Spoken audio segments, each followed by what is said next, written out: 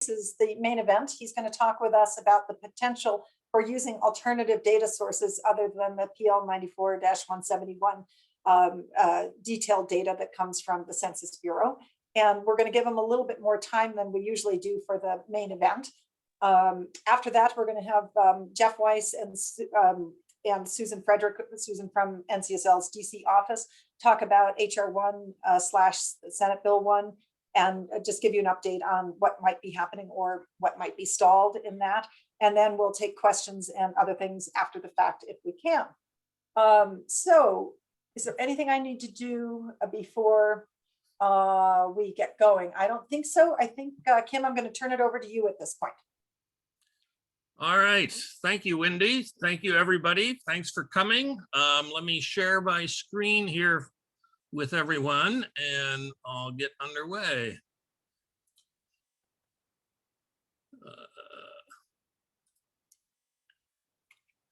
Okay, are people able to see that screen? Yes. Yep, good. Okay, my name is Kim Brace. I'm with a company called Election Data Services. As indicated by the long beard, I have been in this process a long time. So I'm here to talk about something that has come up and looking at what kind of alternative data sets we might have available to us as we get into this redistricting cycle. So let me move forward on slides. For all of you, I first off wanted to say congratulations on getting your data already from the Census Bureau. It's nice to see that somebody might have all this stuff and be able to start working on that side. But actually, if you look at some of these headlines, they're a little bit dated. This is what happened 10 years ago. 10 years ago at this point in time, we all had our data. Guess what? We do not have our data. So I'm going to talk a little bit about what's possible. But certainly from the side of us in terms of redistricting, we've got a lot of activity already taking place, as Ed already said, and I got his headline in there for Iowa on that side. But most recently, just a matter of a couple of minutes ago, 16 states are backing Alabama's challenge to the census privacy tool. That just came in. So there's lots of activity. By all means, people keep in touch with what's happening. So what's a state to do in this circumstance? I would say that you could take one long vacation before the data arrives in September. But of course, that would be wrong on that side. There's a lot of things to be done. And so what I want to talk about is looking at the calendar. It can be your ally or it can be your enemy. And don't let it be your enemy. Make use of it. We know that state legislative redistricting is going to be paramount. This is in Ballotpedia just this morning of what states are coming up. We've got 5 or 6 already in the Q2 of 2021, even without the data. So certainly there's a lot of us that are trying to figure out what can we do. So make use of your calendar. Investigate alternative data sets. This is not a permanent solution. I look at it as only temporary until the PL files are released. We do know that some states are seeking different data to actually draw their final plans. Some of them are seeking to exclude non-citizens. Some of them are looking at just using registered voters. That is not in today's discussion. That's a whole nother political argument on that side. So I'm not looking at that realm of the equation. The alternative data sets for temporary line drawing. We look at it as 2 different alternatives. The American Community Survey is what some people are looking at and thinking about, and there's commercially available data sets. Both of those we're going to explore today and talk a little bit about them. talk about the pluses and minuses of each of them, and review some of the things that we've been investigating already in terms of these, and share with you some of our results. Certainly from the American Community Survey, the history of that, it was designed in 1990s by the Census Bureau to replace that long form questionnaire that we used to get. And this is now being called a continuous measurement tool, or that's how it started off as. Instead of being created once a decade, it could come out between the decades. There was a big advantage of having this information more frequently than just every 10 years. So the American Community Survey was created. Tests were done in the early part of the 2000s decade in some sample sites. It first appeared in 2006 as yearly estimates. This was just for large areas. For example, all the states were covered, and large jurisdictions of at least 60,000 people or more. That was in the first yearly estimates. They did have at that point in time a 3-year estimate program that got them down below 60,000 to above 20,000 in population. And that led to a 3-year cycle of providing data. In this instance, it was data that was collected from 2005 to 2007 and released the next year in 2008. In 2010, they ended up coming up with what's called the 5-year estimates. And the 5-year estimates are shading over multiple time periods and being able to have data that could be done down at the block group level. So this was the early indication of the ACS, and there were some advantages and some problems. But from the ACS, the advantage was basically, and it still is, it's created by the Census Bureau. We don't have to worry about it being not sacrosanct or anything like that. It is something that we all could use. It is available. It's been sanctioned by the courts and recognized. Now, it may be in other avenues that it's being recognized on, but the ACS is something that is there and available, and it's an advantage on that side. It is something that we could get from the Census Bureau. But the minuses, there are a bunch of them. It covers a longer period of time to get this smaller levels of geography. And in that, the current release that is up there now at the Census Bureau's website is dated 2019. It covers from 2015 to 2019 in order to get block group level data. What that means is you're talking about all 5 of these years that the survey is being collected by the Bureau. And what they tend to look at is the midpoint of where that 5-year exercise is. So as a result, what you're really talking about is having data that's 3 years away from 2020. So it is a little bit dated. A lot of people think it's 2019. That's not really the case. It's this whole 5-year exercise. And it's something for people to recognize that it is a little bit dated, and you need to evaluate whether or not, hey, has there been change in my state since 2017 that makes this into a question mark? That's something that you need to explore on that side. Another minus from the ACS, it is a survey. It's not the census count of everyone. Keep that in mind. It's a survey. As a result, it has a small sample size. It's not being hit to everyone. Like surveys that we watch and follow in terms of political polling and that sort of thing with candidates, there are deviations on these surveys.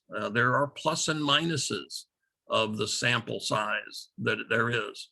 So there's a factor there as you evaluate the data you need to be cognizant of. It's not one number. It's kind of a range of possible numbers in that regard. We do know that the 2009 ACS varied from minus 14% to, from plus 14 to minus 11% from the actual numbers that came out in the 2010 decennial. That's a big range depending upon the jurisdiction. So you need to be cognizant of that it's this survey and it may not be the exact number that we're looking at. It is designed, the ACS, to provide demographic information. It's not really designed to provide total population estimates. Yes, there are total population estimates within the data set, but the main purpose of the ACS is looking at the demographic variables that are there. Remember, it's that long form questionnaire that we had 10 years ago. And so it's designed for that, providing that longer form information, that demographic data. And keep in mind that it is at the block group level. It's not down at the census block level. So this could be a minus, a negative on that side, because it's a larger piece of territory. And we'll talk about that. One other big thing is that currently the ACS that's there was built off of 2010 block groups, not the new block groups. And I'm going to give you some examples of why this makes a difference. Here is an area of, let me move my, my Zoom window there, Pontiac, Michigan. This is an area in Pontiac, and this is the 2010 block groups laid on top of it. I want to focus your attention on 4 block groups within census tract 1413.00. This is block group 1, this is block group 2, block group 3, and block group 4. Block groups are basically designed for you to think about neighborhoods, for example. That's where demographers try to look towards in depicting a block group on that side, averaging about 1,000 people in each block group. This is what it looked like in 2010. If we look at now with the new geometry of 2020, there's a bunch of change in this area. Yes, block group 2 over here on the right-hand side is exactly the same. That's no different. But if you look up above, this formerly block group 1 has now been changed to block group 3. And the boundary, the southern boundary of it, has been moved south to take in part of what was block group 3. And on top of that, block group 4, everybody remember block group 4? It's been renamed as block group 1. This is dramatically different, and it could be dramatically different in terms of the people that are here. Here's another instance in Joliet, Illinois. This is in, focus your attention to block or the census tract 8817, block group number 2 here. If we look towards what happens in 2020, we see that block group 2 loses the upper part of its territory, and this instead goes over to a whole new census tract.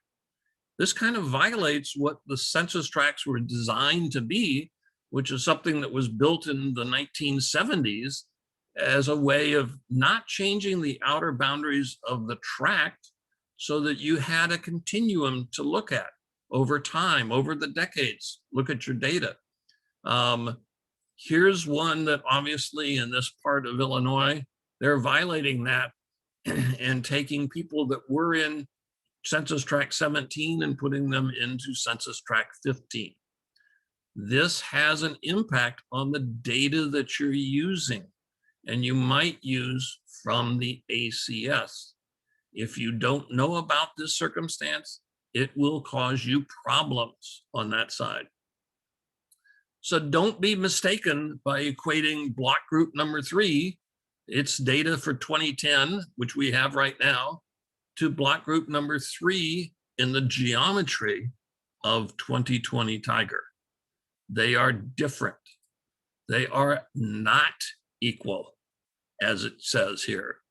So be cognizant of that, because it could come back to bite you, and we don't want that to happen. Don't go backwards in time, only move forward.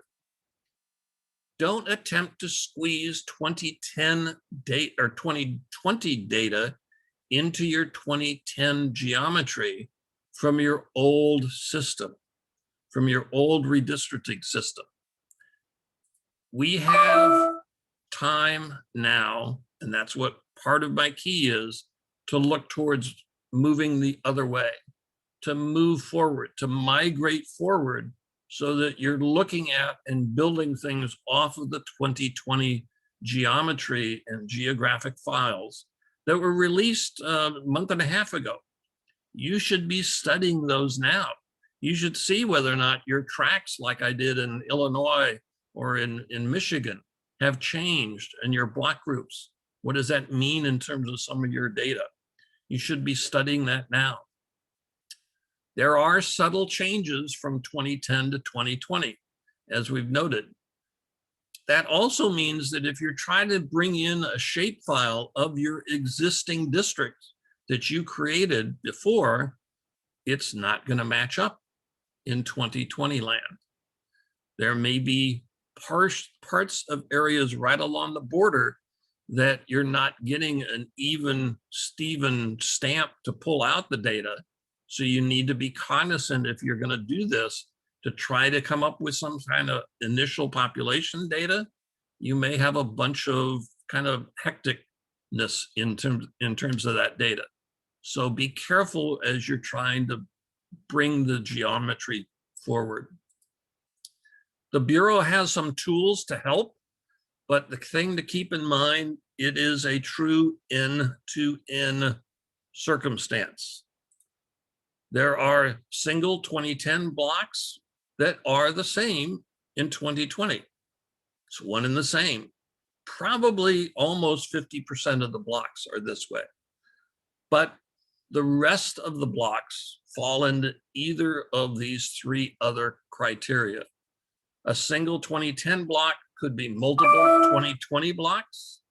Multiple 2010 blocks could be a single 2020 block, or multiple 2010 blocks could be multiple 2020 blocks. You need to start understanding the geometry that's coming into play, because that could be a factor as you're looking at it.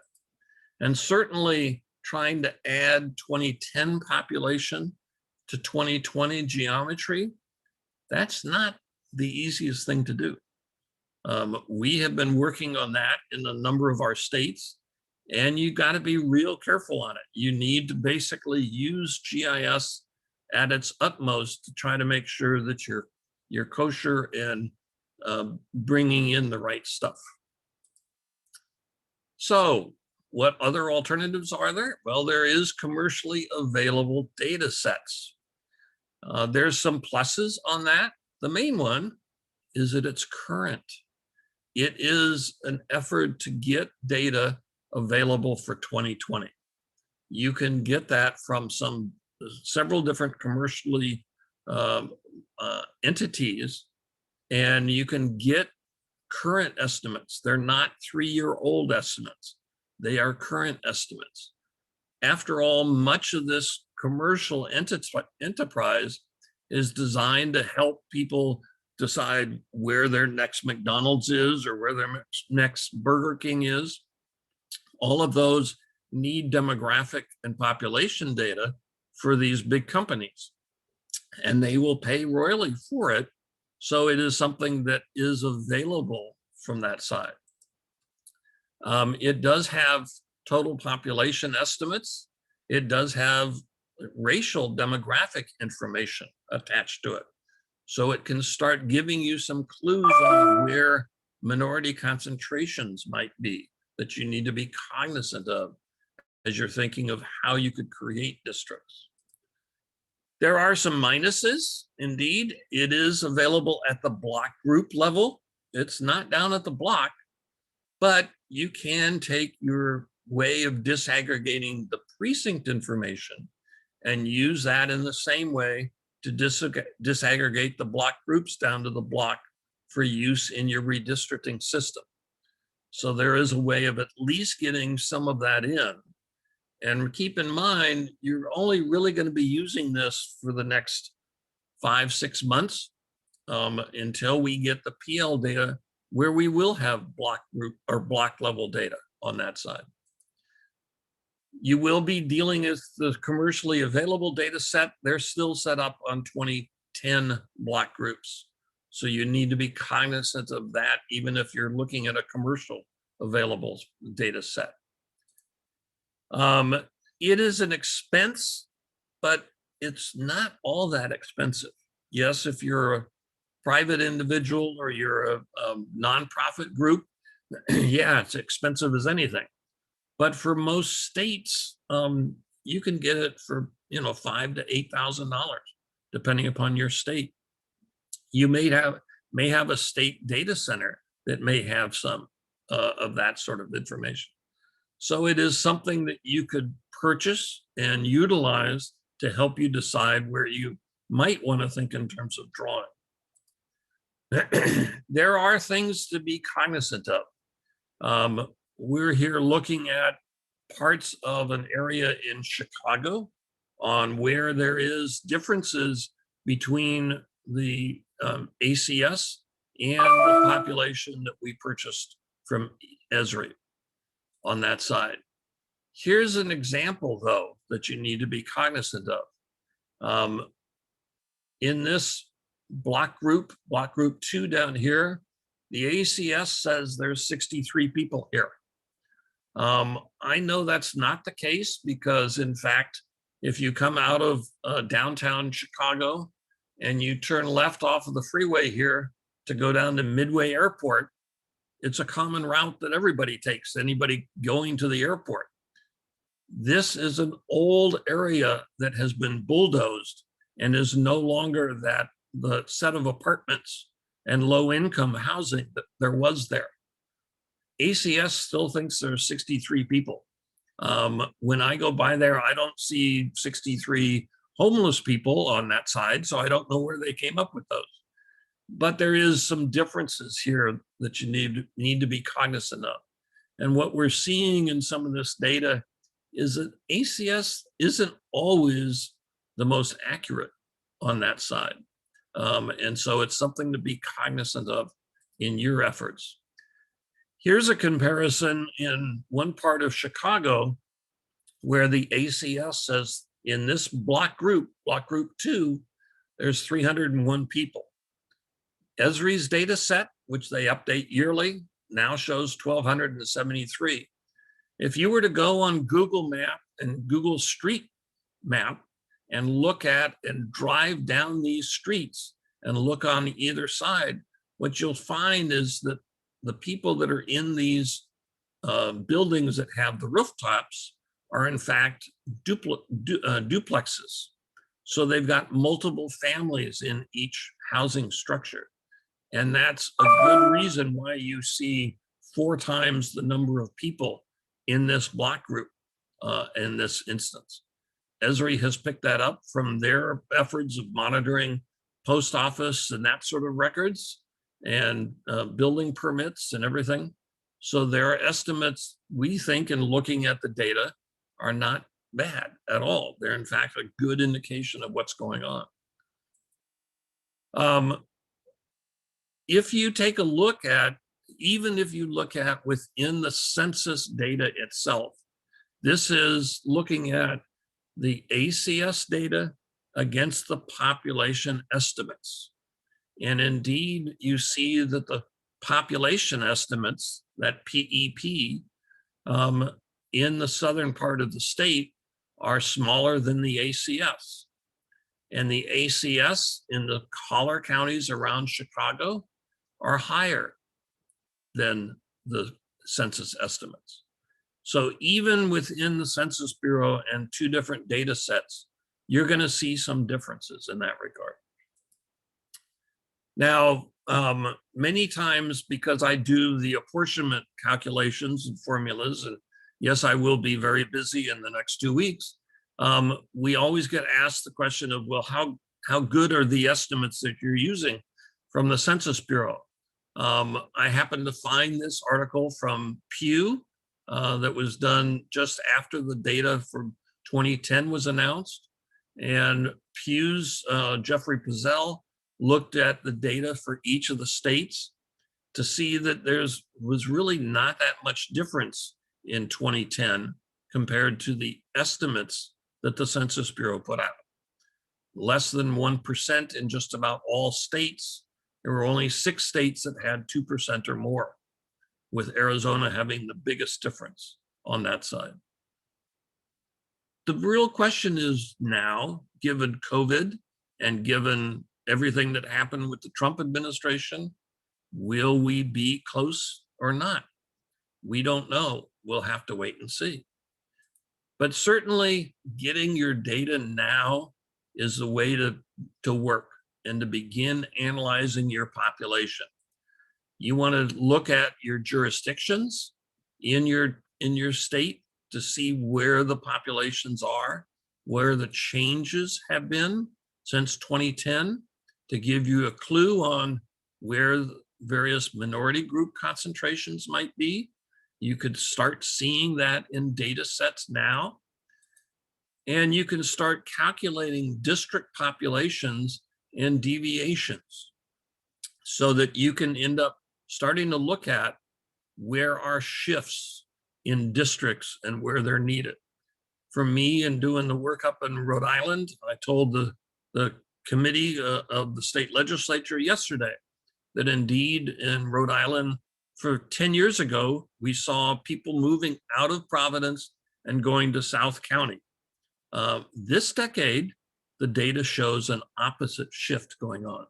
They're moving from South County back up into Providence. So it's something for everybody to keep in mind, and you can start taking a look at that information if you start now. One thing you always want to remind members, even if their district is sitting at the ideal population, unless they're in the corner of the state, some portion of their district will change. No one is exempt from not changing. A key to keep in mind as you talk with your members. And the other fact to keep in mind is time is more important the later on in the project. So be cognizant that your clock is running and you are running out of it right now. So with that, thank you very much. And I'm happy to answer any kind of questions. All right, that's great, Kim, because I've got some for you. Question number 1, can we have your slides and can we share them with the people who are with us? Yes, absolutely. No problem. Okay, great. And I just lost my document here, but I'll get it back. Question number 2, you didn't discuss whether the population estimates could be used. You've told us that they were pretty close, but you didn't tell us whether that was a good idea to use those. Well, keep in mind that the population estimates and the estimate series from the Bureau is right now just at the state level. In May, it'll be coming out at the county level. And in June, it will get down to the city and the township level if you're in a township state. That's not low enough for you in redistricting. Unless you're Iowa that's only dealing with whole counties or trying to on that side. Yes, that's a possibility to use the population estimates. But for most of us looking at dealing with smaller territory and smaller levels of districts, the estimates just don't get down low enough. Got it. Thank you. And you said something about using this data, and I think you were referring to the ACS data just for the next few months. Does that mean that you're suggesting that people would be using the ACS data right now, but when the decennial data arrives, you swap it out? Or could you take that point again, please? Sure.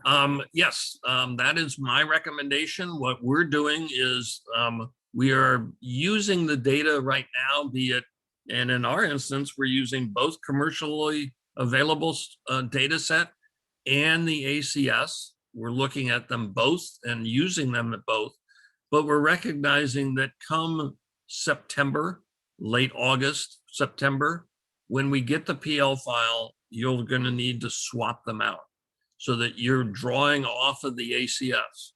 The key thing right now is that you can have the luxury of a little bit of time to draw and work out politically what you need to do to massage and get people's feelings not mad at you anymore, and drawing some alternatives while you've got the time, because we're going to have less time this time than we have ever had before. Yeah, we have more time right at the moment and less time later. Yep. And Mark, I'm going to come to you in just a minute, but I have another question for you from Allie. How will all of this affect mapping platforms like Dave's redistricting? Which can you address that? Yeah, it's a good question. It's going to be a question of how nimble they are and how they can deal with different data and data sets. We do know in investigations that we've done, yeah, there's some useful tools there, but they're not an overly expansive capability set of tools that many of the states have for the purposes of drawing and strenuously drawing, dealing with multiple levels of geography. Many of these tools are not dealing with that multiple level of geography to be able to bounce between blocks and block groups and precincts and townships and counties, all of that, which is what most of the higher levels of redistricting software could do. Dave's redistricting and the other ones don't have that capability. Got it. Mark Stratton, are you there? And would you come on and ask your own question so that it gets asked properly? Sure. Kim, you said something earlier about taking the plans that were adopted, say in the 2011 redistricting cycle, and they wouldn't, necessarily translate over, because of shift, but aren't those plans updated for the 2020 geography that was released in Tiger? So why wouldn't you just use that version of your district maps versus the actual shape file from 10 years ago? Correct observation, Mark. That's what you should be using. But if you're in a city or a town or a county, that may not be usable. Indeed, those other levels of geography would not be translated easily into the 2020 geometry. You're correct. Thank God for James in bringing in our old districts and building them onto the new geometry. So he has solved that problem for all of us, but only for congressional, state senate, and state house. And then what is the source of the commercially available data sets? And how does the sample size compare to ACS? I think basically the question is, how the heck do they get this great data, and who's getting it? What the demographic companies end up doing, they have various methods. Many of them are using more frequently postal information in order to track where people are moving to and from, and whether or not you've got more mail coming into this post office and this address, more importantly, so that you can see that duplex taking place or whatever. All of that is what the commercially available companies make use of. They are tracking all sorts of different things to be able to see, because for them, it is one source of their business. The McDonald's and the Macintoshes or whomever all want to know where they should put their stores. And these demographic companies are very cognizant of that and want to make sure that they're giving them the most accurate data possible. Excellent. Okay, now I have a question, and this is going to close us out on the Kim Brace show. And this is for everybody. And I know there's lots of attorneys. Does anyone have an idea now about what courts will say if alternative data, such as ACS data or commercial data, is used? I think it's quite likely that you're going to find someone challenging that. So would anyone like to opine about how well that will be used? Kim, we'll start with you, and then we'll see if anybody else wants to weigh in on that. It is a very good question. It is something that everybody needs to be cognizant of. It is possible that you're going to get sued, but you're going to get sued anyway. So it's just a question of who you're opposing in what court, I think, in this decade now.